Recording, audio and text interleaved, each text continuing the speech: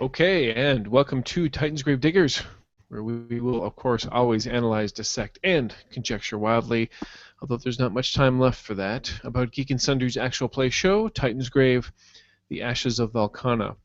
I'm again, as always, Chris, and here again with Eric and Shannon.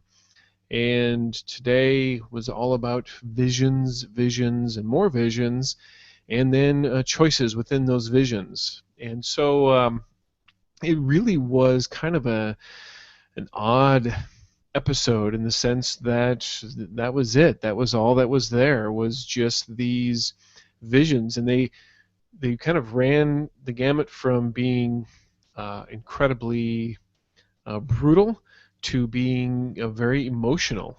And I was kind of taken aback not only by just some of the descriptions, but as well as the reactions to some of them. I don't know. What was your overall? Before we get into some of the details of the visions, what were your guys' overall impressions in regards to the visions? I absolutely love with this group how invested everyone is, not only in their own character, but in other people's characters. My heart melted a little bit at two different points. Limley's face when Ankia chose her. Like, I was just like, oh.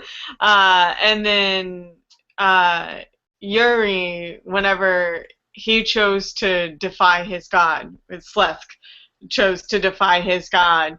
I was just so happy for him. I'm like, he made the right choice. Eric's wrong. He's not gonna be possessed. I was just those are the two main moments that stood out for me.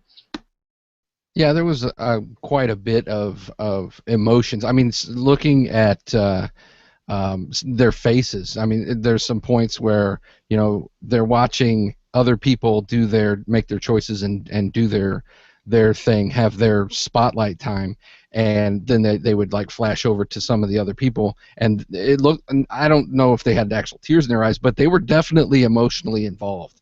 At one point, I think even Yuri like reached over and touched one of them. And was like, like it's okay, Mm-hmm. So that you don't get that in a group very often because for the most part, a lot of your players are just going to be like, well, it didn't happen to me, so you know.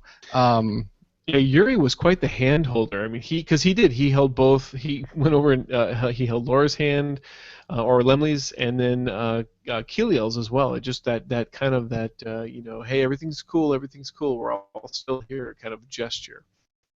Yeah. I also read Will's blog post. He wrote about it today, and I don't know if it's hyperbole, but hyperbole. How do you pronounce that word? I never know. It would be hyperbole, although hyperbole always is kind of a good second choice. I it's one of those words that I know from reading, and so I've never known how to pronounce it. I've heard it said out loud like 3 times because it's not one people use. Anyway, I You don't know could if say you it's. could say that hyperbole is the most difficult word to pronounce in all of the English language. I wouldn't. I no no. Stop it, Chris. Stop. Please. uh. Anyway, I don't know if it's hyperbole or not, but in Will's blog post that he wrote today about this episode, he said that once they were done with that episode, like all the crew members were like wiping their tears away, or like they were really upset, and even they were moved. So it's not just the characters and the people playing them; it's like everyone on set and us as viewers too. Yeah, yeah, it was emotional, and I think that for us on the viewing side, it's certainly the artwork that accompanied all of these things, enhanced that significantly. Particularly during, I think, Sleth's, because he yeah, the young Sleth is just so kind of adorable as this little, goofy looking lizard. It's hard not to have some sort of emotional attachment to him.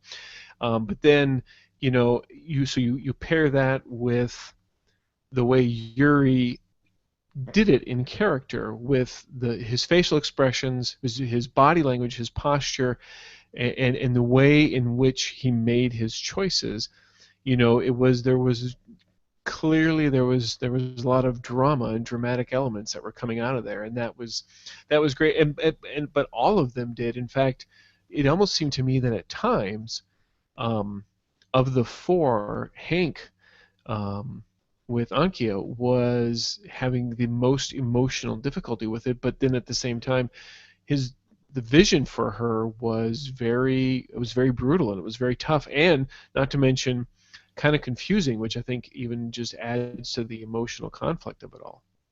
Well, not even that. He was also first, and so that makes it harder too.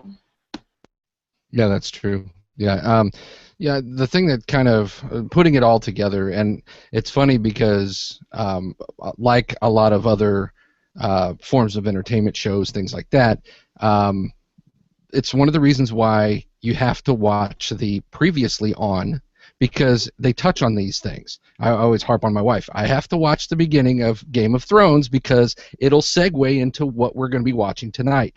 And so this was a perfect example of that, because in the intro it was Will's talking about how everyone is kind of broken, and that is essentially the basic theme for me throughout this whole thing.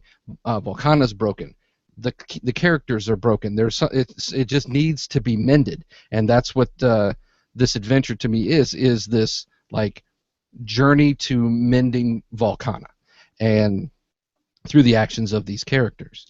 That really stood out in the previous episode when he said that to me, or to the group, and to me I was like, wow, that really is kind of an odd thing to say, kind of out of nowhere, make everybody reflect on this. And that the reason he did that was because he was setting it up for this. This was a very good episode, mostly because a lot of the plot lines and the subplots and things were kind of brought together, and it was good in that Will did most, like you said, did most of the talking, and kind of got to do all of that stuff. With those kind of adventures or game nights, you might say, they can be pretty dangerous, because if you take the control out of the player's hands, they might rebel. And Will did a really good thing in giving them kind of a choose your own adventure in this whole thing, because he wasn't just sitting there and just spouting, this is your dream and you get no choice in what happens, which is the case in most dreams, especially funky dreams like this. So, giving them choices, how much weight he put on the choices, I don't know, and we can probably go into that when we talk about the individual dreams and stuff like that, and kind of the directions. I think some of them were he kind of steered them in a direction, but for the most part, giving the player even the illusion of choice is much preferable than just spouting off, telling them what they're going to be doing. Yeah, that was the thing I kept wondering once I realized, oh, okay, they're all going to experience visions. Because when they first got in there, I thought, and I still kind of had this overriding thought to the thing, is this a situation of where the prophet is trying to corrupt their minds in a certain sense, trying to exert some sort of influence? But as the visions began to unfold, it became clear that they were making, to me at least, somewhat potentially symbolic choices in regards to their path in life. And as a player, sometimes for me personally, when I get into these super abstract kind of things, I don't necessarily always pick up on the symbolism. And so, with the exception of Slesk, which seemed to me, of the four, to be the one that was like the most, I don't want to say obvious, but I guess it was the most obvious what was really kind of going on here. I really wasn't sure what was ultimately happening. I mean, I got an overriding theme, but it made me think, were the choices that they were making, just like you said, is this going to affect them, in some way down the line, or is it just an illusion of choice where it doesn't really matter what happened for what they did? And I don't know. I mean, was it? I'm kind of curious to hear as far as what you guys have to say about it. Was it kind of clear were some more clear than others, I guess, as far as the symbolism that you were picking up in there. I thought initially, anyway, I thought that it was, like it was said before, the prophet like trying to taint them or corrupt them or whatever, or even go so far as possess them.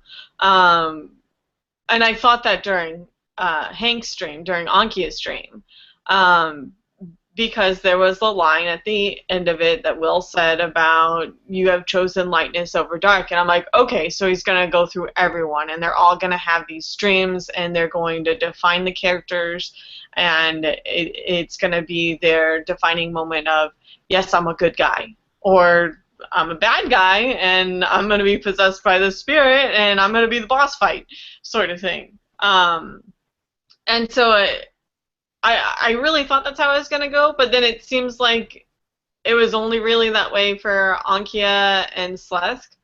And then, like, I thought it, like, during Lemley's stream, I thought it was going to be that as well, but then it didn't really ever seem to turn out one way or another. Like, I couldn't tell throughout the entire thing whether she was going towards the light or the dark. It's like, oh, okay. She's just making choices. She's just doing things, which is very Limley. Yeah, that's true. When we're talking, if we're gonna talk about the individual visions and stuff like that, in retrospect, looking at it, going into the tomb, the extra-dimensional tomb of the prophet, and not have prophetic dreams, kind of would have been a letdown. So I mean, as it was going on, I'm like, okay, well, it's the tomb of the prophet. Sure, you're going to have some, have some funky dreams. It made sense rather than just walk in a door and there's an old lady sitting in a wheelchair and you got to cack her. So talking about Ankia's dream, that one to me, it was certainly the most brutal in my opinion, because you had a summary execution of. Make the choice. Is it going to be, Lemley or your dad? Okay, it's your dad. Now it's your mom. Voss is going to shoot him in the head. Pow, pow. I mean, you had some really visceral, revolting things happen in this dream, and it certainly evoked an emotional response, not just from the players but also from the viewers. That's pretty harsh stuff.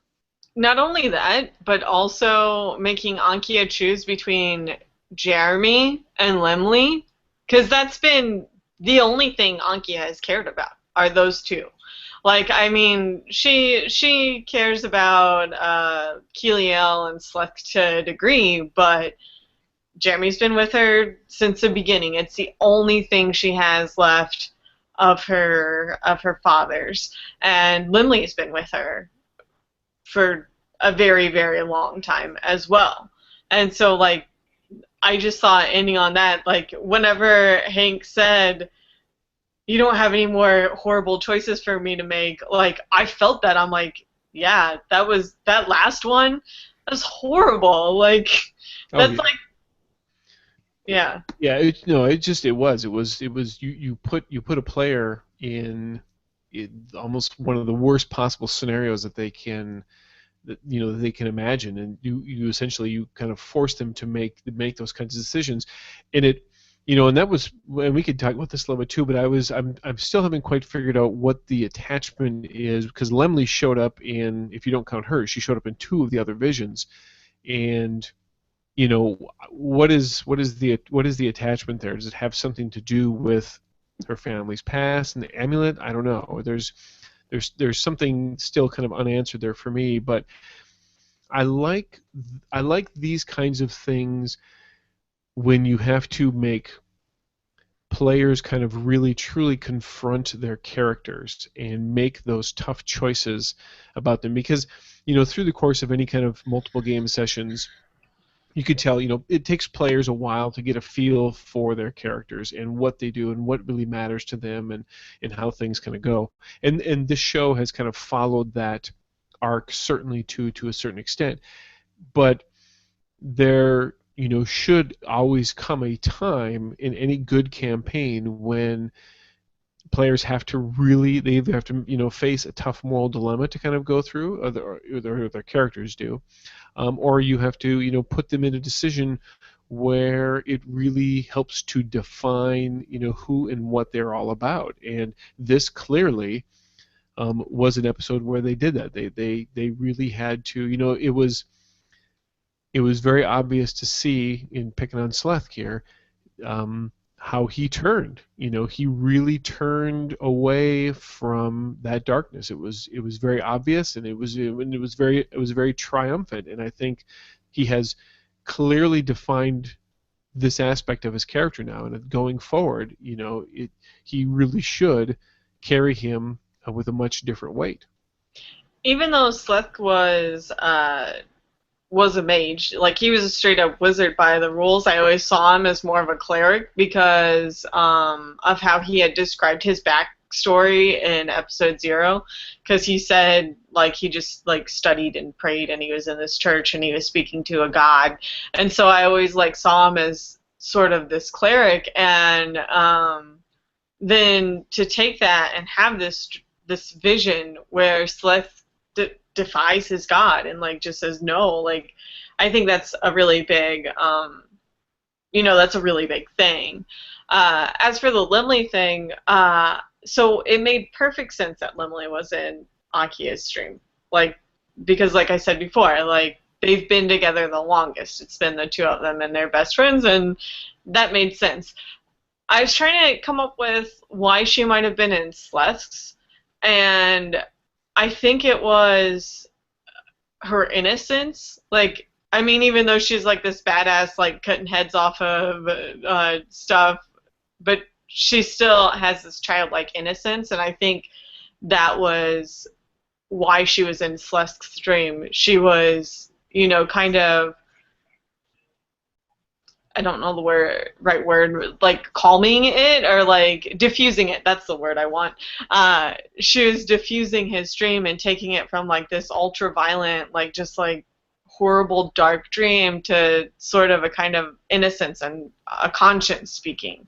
And it's like she is the perfect one for that, I think. And that was just kind of what I had come up with of why Limley was in that dream. It could also be that Will did admit at the Gen Con panel that Limley was his favorite, so it could have been that.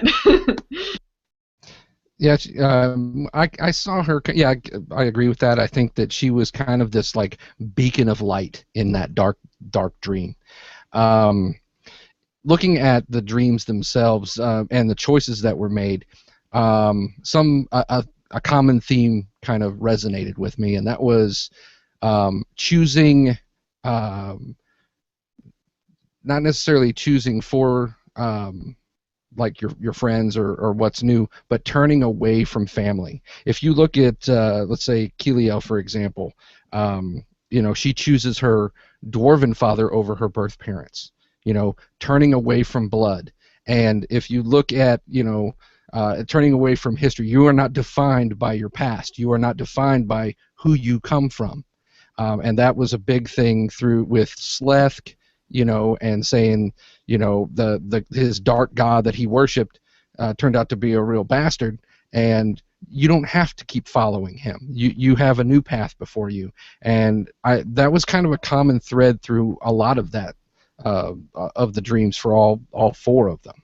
Especially like Limley, consequently, her dream kind of reminded me of Groundhog Day. It's like she kept coming back to the same situation, but it was a little bit different, and maybe it changed just a little bit. What I was talking about before with the what were the choices kind of guided or weighted, it was never more felt than in Limley's case. I thought when she chose the burn-scarred, marred door, I thought, wow, that is a wonderful, wonderful moment, because that is Limley embracing who she is now. But she goes through the door, and then I'm like, well, that was kind of a bummer. Well, then she takes the middle door, and I was like, well, that's kind of a bummer. It seemed quite obvious to me that Will wanted her to take the warm and fuzzy door.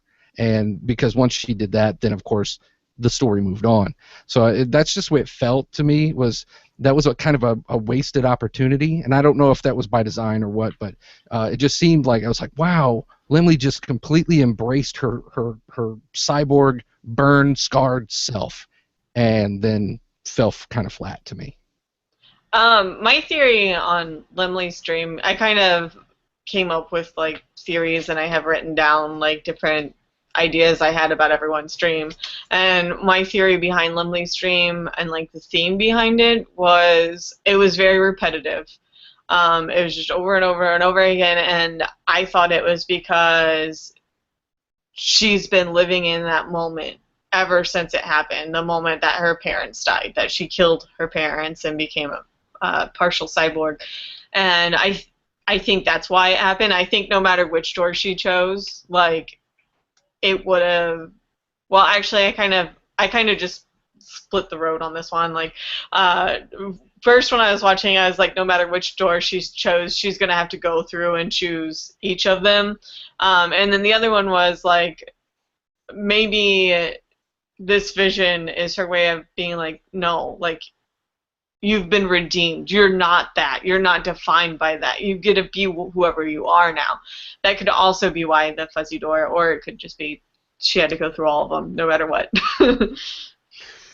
Yeah, it's it's tough to say. I mean, because I don't know, you both actually, to me, make really good points, and as far as what the interpretation of it all could have been, and yeah, it's tough to say what it really meant, which I think is kind of the beauty about these kinds of things, is that they are open for interpretation, and that's also what makes the choices difficult. Each one of them, it was very clear that they all really invested a lot of thought into their choices. Nobody made their choices, like that. They really had to think about it. Yuri in particular really had to think about it. One point here, just before we go on, Megan actually did make a pretty good point in regards to Lemley being in Slesk, about that she didn't really show up until his brother did, which makes sense because she was a major part of the last time that he saw his brother. That's very true. That's very true. So, if we can move on just slightly here, we've certainly have talked about the very, very good aspects about it and how cool a lot of this stuff was. I want to get into a little bit of what my beef was in regards to how this was handled. Now, and I want to preface this all by saying, in the context of the show itself, for what this episode was, this was actually done very well. You have an episode devoted solely to the visions. We talk strictly about the visions. Yes, it's a lot of exposition on Will's part, on the GM's part. Understand that. Sometimes it can't be avoided in this particular type of situation. But this type of presentation would be a rare occurrence if this actually flew like this at a gaming table. Like I said, in the context of the show, it makes sense, but around a gaming table, it doesn't work like this. It just, first of all, it's too long. For spending 45 minutes around a gaming table with 4 players, and when there's usually sometimes more, at least 1 or 2, suddenly that's an amount of time in an evening that just you can't devote to that kind of stuff.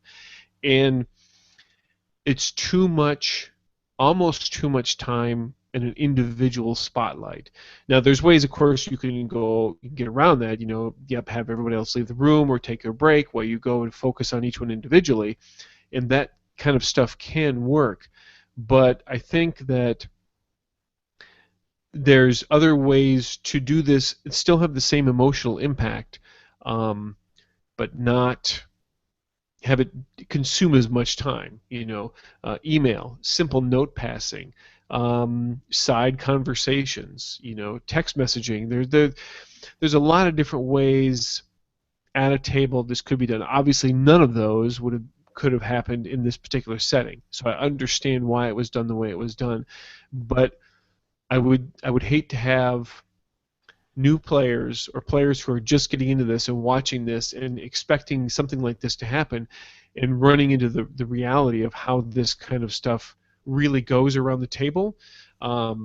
It's just, it's a very, very tricky thing to do, and it has to be presented, in a proper way, I guess. And again, for the show it was, but in the real world, quote unquote, it doesn't quite work like that for me.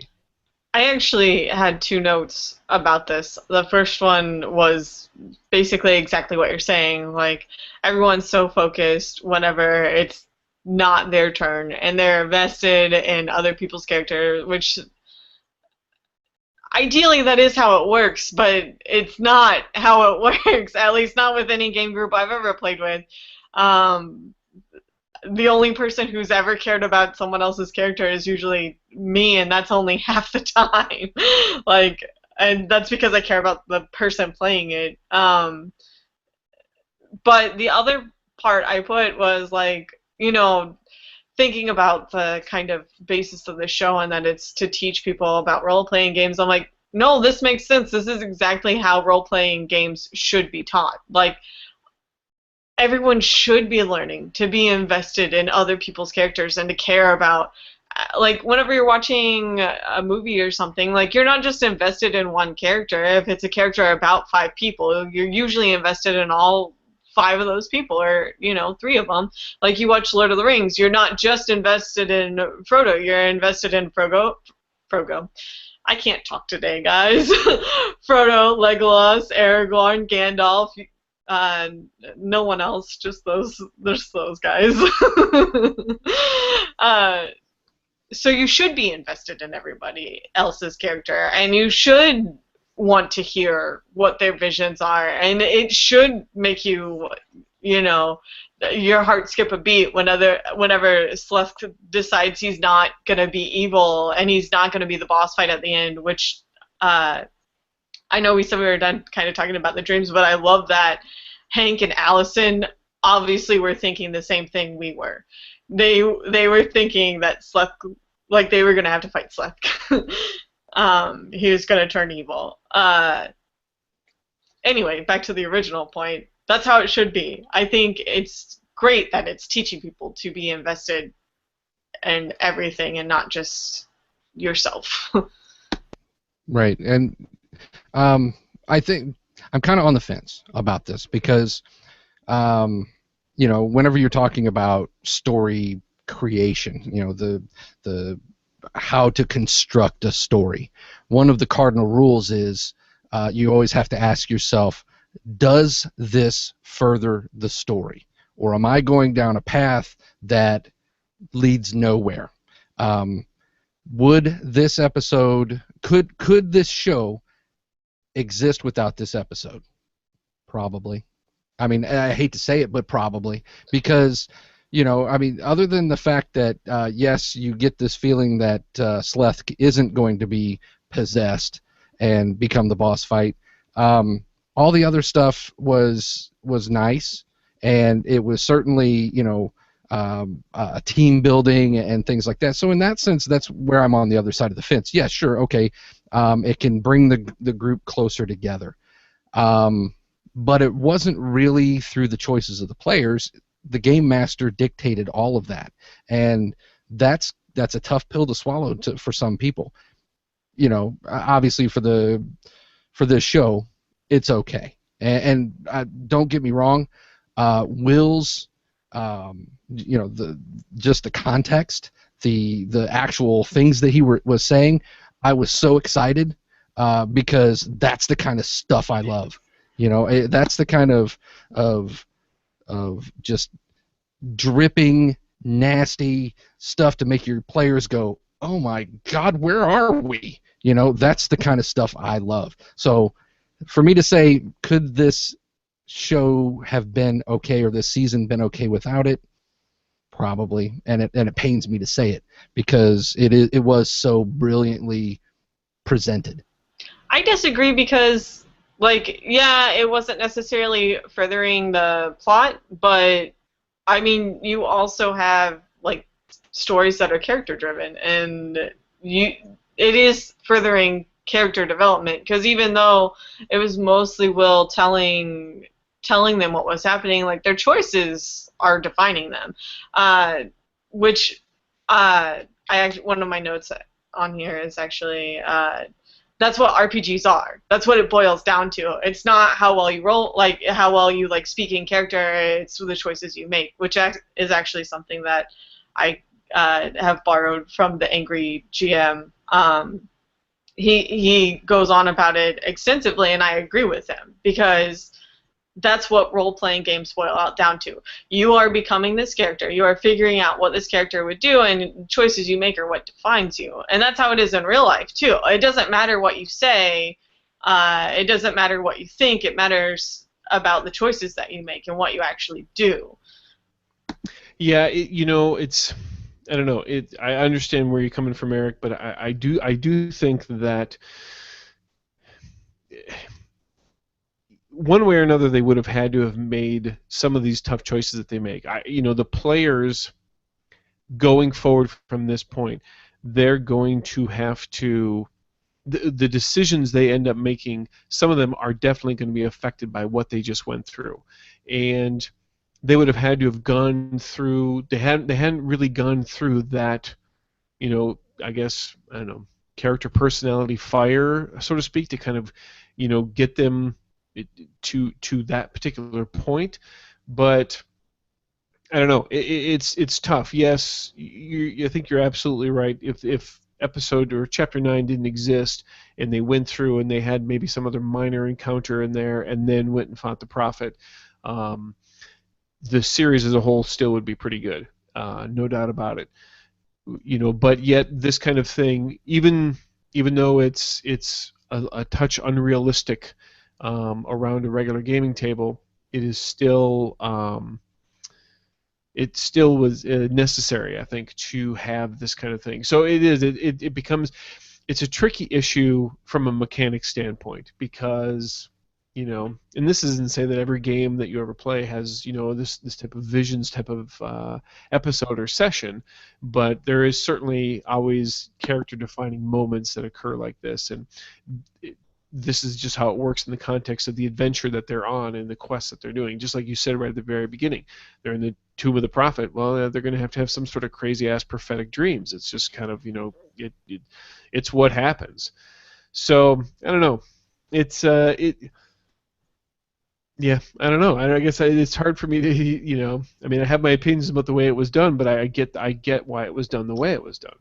It was actually, he mentioned it, or I mean, this was basically what his blog post today was about, and then he mentioned it in the Gen Con panel. Episode 9 didn't originally exist. That's why it's not in the book. I mean, it's also not in the book because it's very character-driven and it's based on these characters, so you couldn't really have that as part of the adventure, but